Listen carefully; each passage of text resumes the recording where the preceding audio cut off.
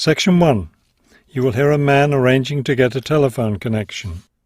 First, you have some time to look at questions 1 to 4.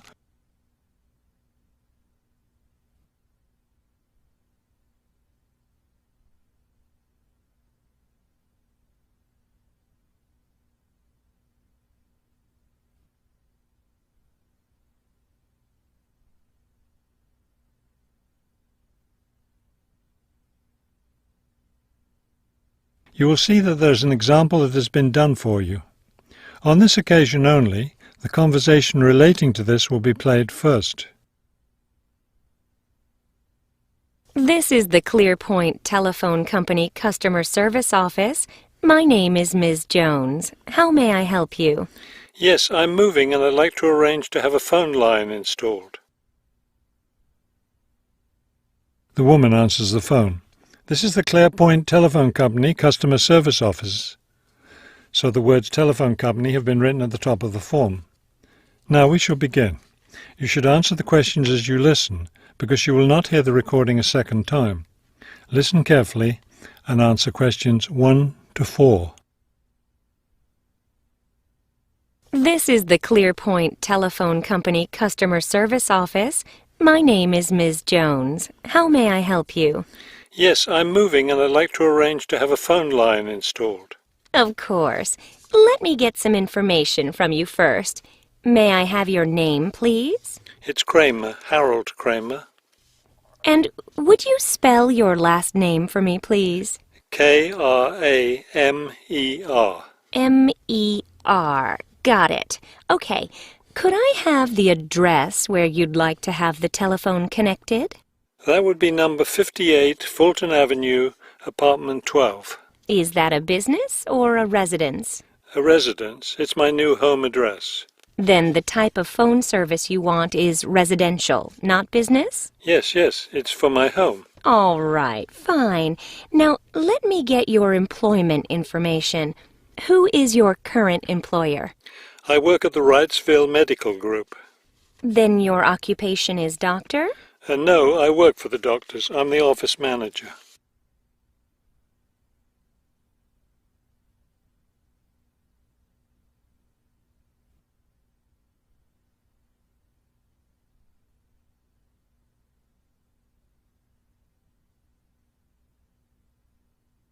Now listen and answer questions 5 to 10. Okay. And could I have your work phone number? It's 637-555-9014. 9014. Great. Just one more thing. I need to know how long you've been at your current job. I've been working there for quite a while now. Let me see. 9, that's right, 9 years. Okay, good. You've been there long enough, so I don't need to ask about any other work history. Now, in addition to our basic phone service, we have several special services available. Could you explain them to me? Most customers opt for unlimited long-distance service.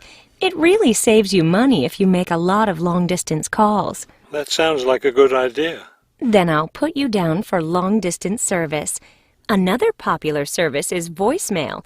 Voicemail takes all your messages electronically, and all it takes is one simple phone call to retrieve them. Voicemail. No, I don't think so. I have an answering machine to take my messages. It's old, but it still works fine. We also provide internet service if you're interested in that. I am. Please put me down for internet as well as phone service. Right. Okay, I think we're almost finished. I just need to schedule a time for the technician to go to your apartment and do the installation. Let me see.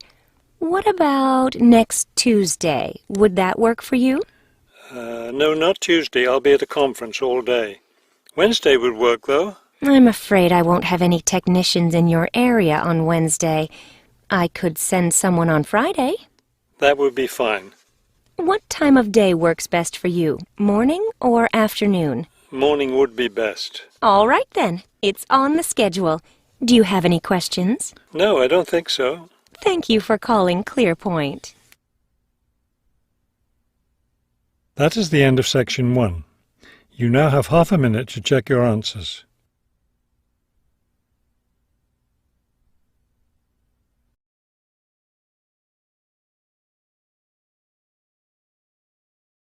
Section 2.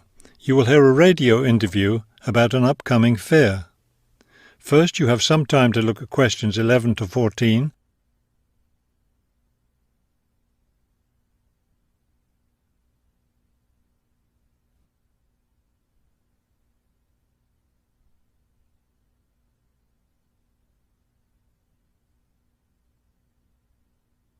As you listen to the first part of the talk, answer questions 11 to 14.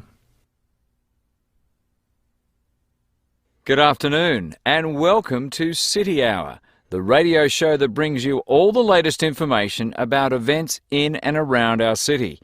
Today we have with us Cynthia Smith, who is heading up this year's City Fair.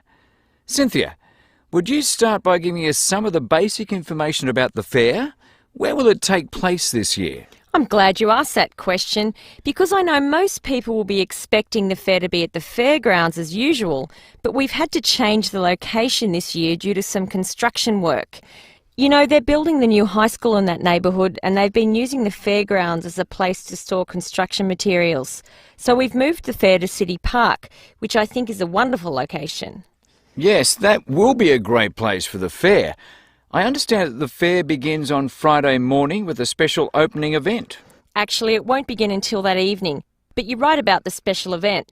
Traditionally, we've begun with a parade, but this year our opening event will be a special dance performance. And the most exciting part is that the mayor will be one of the dancers. The mayor is a woman of many talents.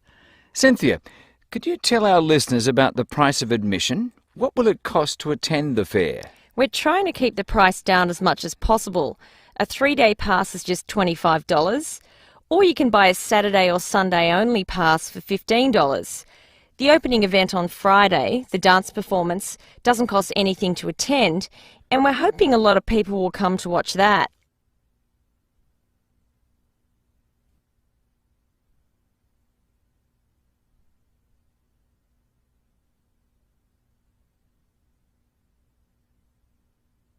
Now listen and answer questions 15 to 20. Could you tell us about some of the events planned for Saturday and Sunday, the main days of the fair? We have a lot of exciting things planned. There are a number of events especially for children, including a clown show on Saturday afternoon. On Saturday evening, we've got an event that can be enjoyed by the whole family, a concert by the lake. I'm sure that will be a popular event.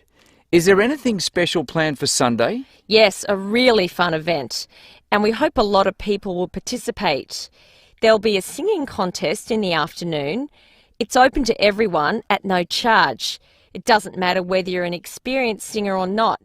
If you've always dreamed of singing on stage, this is your chance. That sounds like a lot of fun. I think it will be. I'd also like your listeners to know that besides the special events I've mentioned, there will be things taking place all weekend. For example, at the food court, international food will be served. You'll be able to sample dishes from all around the world. There will also be special games for children at different locations around the fair. Will there be things people can buy, souvenirs, anything like that? We have a large area set aside where there will be crafts for sale. This will be an opportunity to buy many lovely handmade things and to get to know some of our local artists and craftspeople as well. It sounds like there will be a lot of fun for everyone at this year's fair. Thank you for sharing the information with us, Cynthia. Thank you for inviting me. That is the end of section 2. You now have half a minute to check your answers.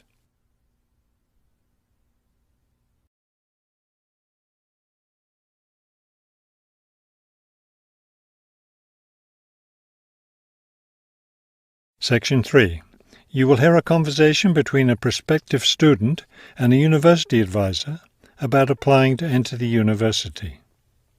First, you have some time to look at questions 21 to 23.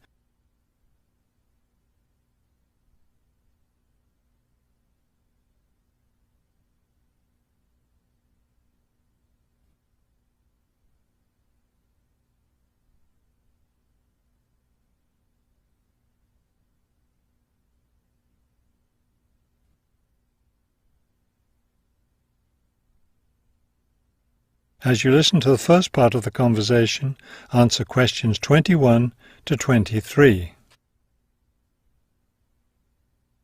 I'm interested in entering your business administration program, and I'd like some information on how to apply.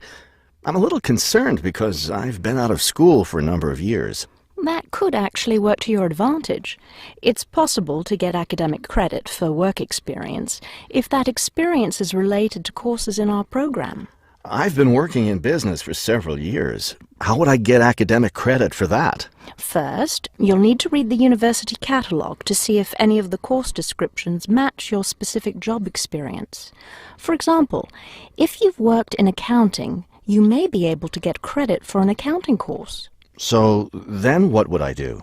You would write a summary of your work experience, relating it to specific courses we offer. Submit that to the admissions office with a letter from your work supervisor confirming your experience.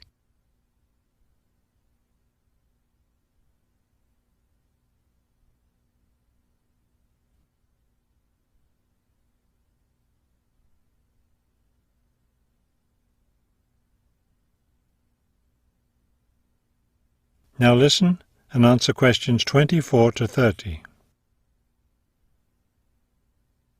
Would I submit those things at the same time that I apply for admission?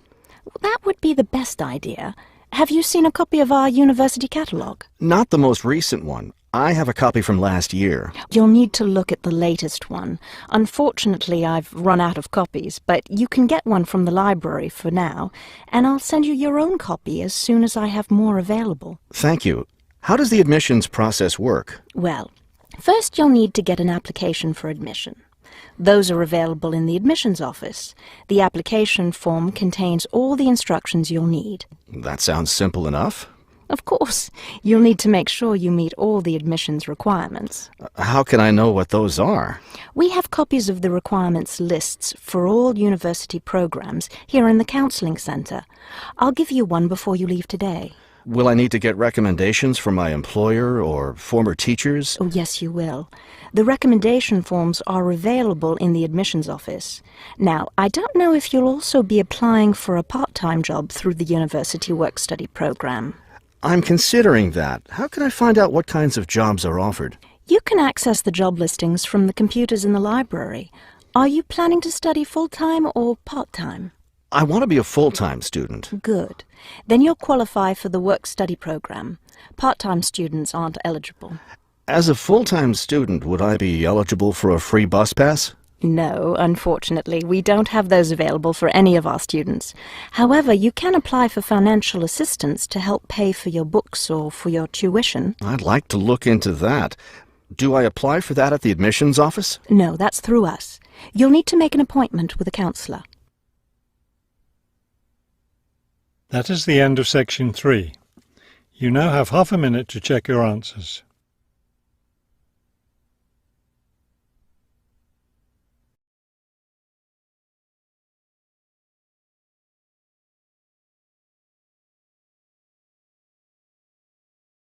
Section 4.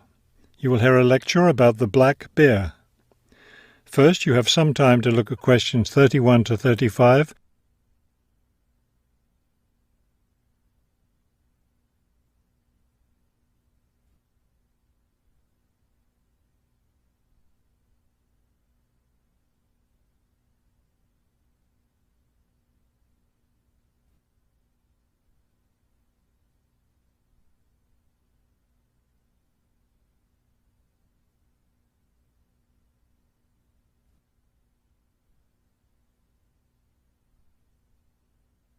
Now listen carefully and answer questions 31 to 35.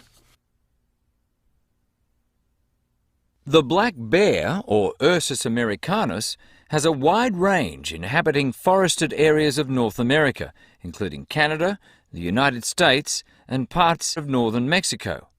Black bears are omnivores, getting their nutrition from a wide variety of plants and animals.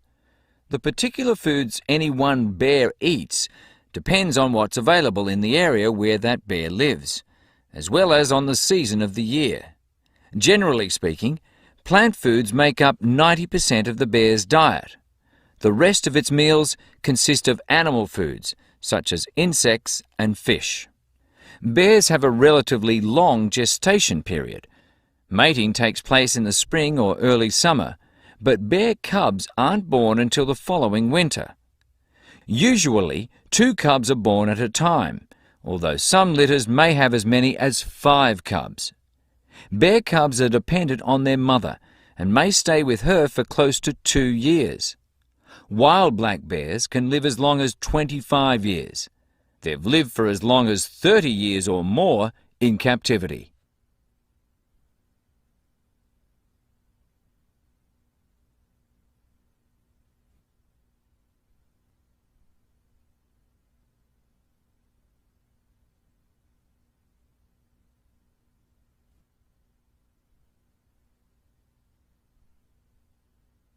Now listen carefully and answer questions 36 to 40. Much of the black bear's range coincides with the range of its close cousin, the grizzly bear. Although these bears are somewhat similar in appearance and habits, it isn't difficult to tell the difference between them. Colour isn't necessarily a distinguishing characteristic, as both species of bears occur in a range of colours from almost blonde to dark brown or black. Many black bears, however, have a patch of fur on their chests that's lighter in colour than the rest of their fur. Grizzly bears don't have this patch.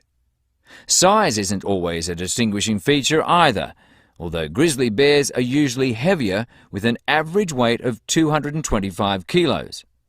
Black bears average 140 kilos in weight.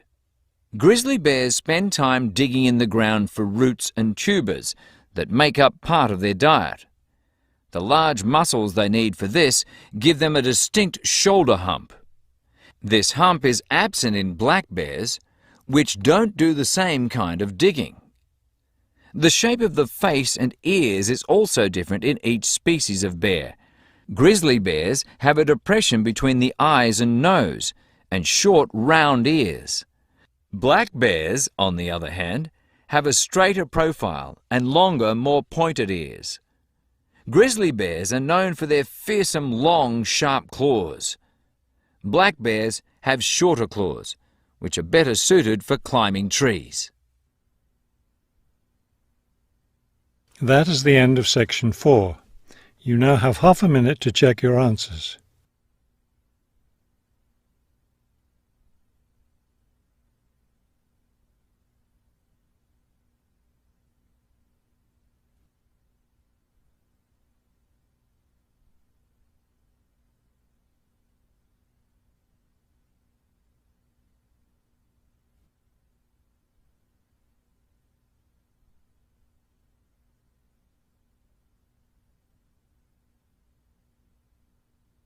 You will now have 10 minutes to transfer your answers to the listening answer sheet.